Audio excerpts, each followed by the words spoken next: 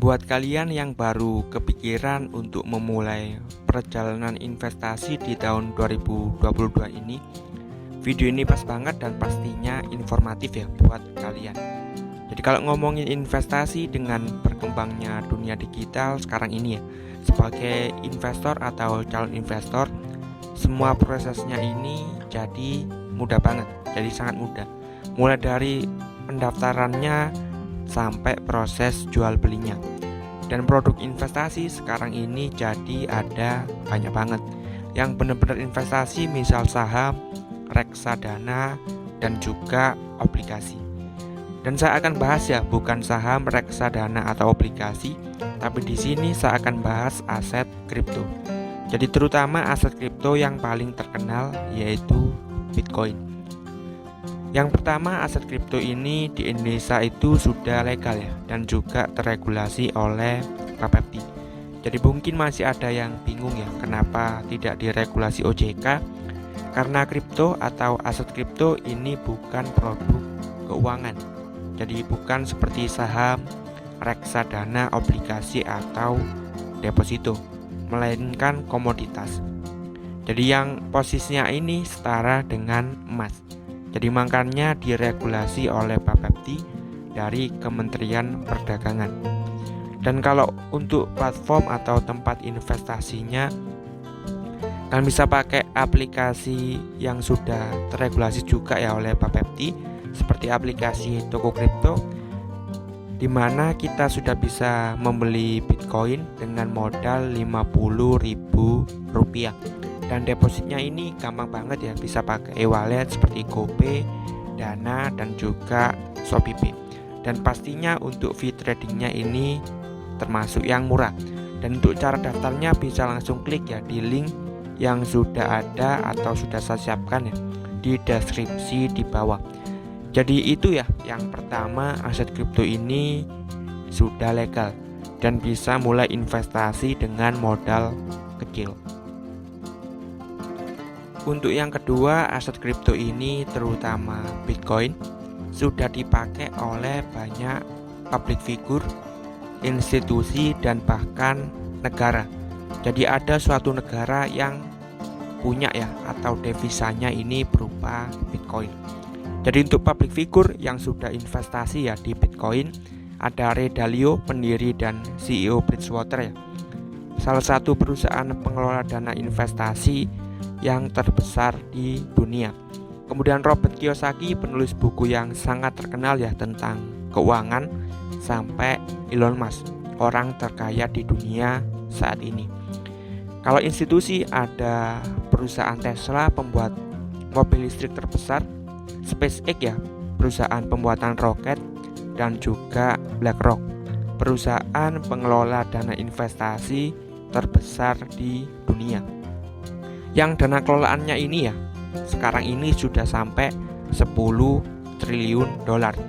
Jadi 10 triliun dolar ya, bukan 10 triliun rupiah. Jadi ya, banyak banget dana yang dikelola oleh BlackRock ini. Dan kalau negara ada El Salvador, yang selain dia simpan ya devisa berupa Bitcoin. Jadi kalau biasanya negara menyimpan devisa kan pastinya ya bentuknya kalau nggak emas ya US dollar. Tapi negara ini simpan salah satunya di Bitcoin. Jadi devisanya disimpan di Bitcoin. Negara ini juga sudah melegalkan Bitcoin ya sebagai salah satu mata uangnya. Jadi mau beli apa-apa pakai Bitcoin itu sudah legal ya di negara El Salvador. Jadi kedepannya kripto ini atau aset kripto kemungkinan besar industrinya bakal terus bertumbuh. Karena ada dua syarat ya, suatu industri akan bertumbuh. Jadi yang pertama, banyak uang ya yang masuk ke industri ini atau ke industri aset kripto seperti BlackRock tadi ya. Yang kedua, banyak talent ya atau orang-orang pintar yang masuk ke industri ini. Jadi kripto selain dari banyak perusahaan-perusahaan besar yang masuk, juga talent-talent ya atau orang-orang yang pinter-pinter ini sudah masuk ke dunia aset kripto. Dan kalau mengutip dari Bapak Gita Wirjawan, mantan Menteri Perdagangan ya, Salah satunya kenapa Bitcoin ini bisa menarik ya, kalau misal kita bandingkan dengan uang kertas terutama US dollar. Jadi US dollar ini sudah tidak ada istilahnya standar emas mulai tahun 1971. Jadi istilahnya dolar ini bisa dicetak berapa saja, jadi unlimited. Dan kita bisa lihat ya dalam sejarah kalau uang atau suplai uang atau pasar uang ya, secara keseluruhan itu bertumbuh per tahunnya sekitar 14%. Kalau kita lihat dalam waktu ya 60 tahun terakhir. Jadi pertumbuhannya ini sangat luar biasa banyak. Kalau misal kita bandingkan dengan pertumbuhan suplai emas yang rata-rata tumbuh 1,4%. Dan kalau kita lihat Bitcoin ya, sejak peluncurannya 2009 pertumbuhannya hanya 1,8% per tahun.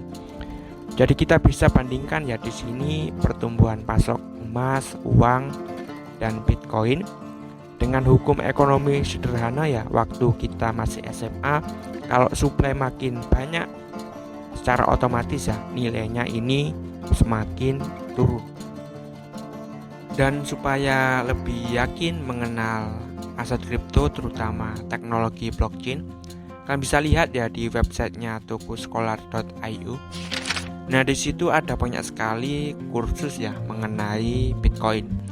Jadi misalnya ini yang paling dasar, apa itu Bitcoin, sejarah dan bagaimana Bitcoin bekerja. Nah di situ nanti kalian akan mengerti ya pro dan kontra dari aset kripto, fundamental, penambangan ya atau mining aset kripto sampai kegunaan wallet kripto dan informasi penting lainnya.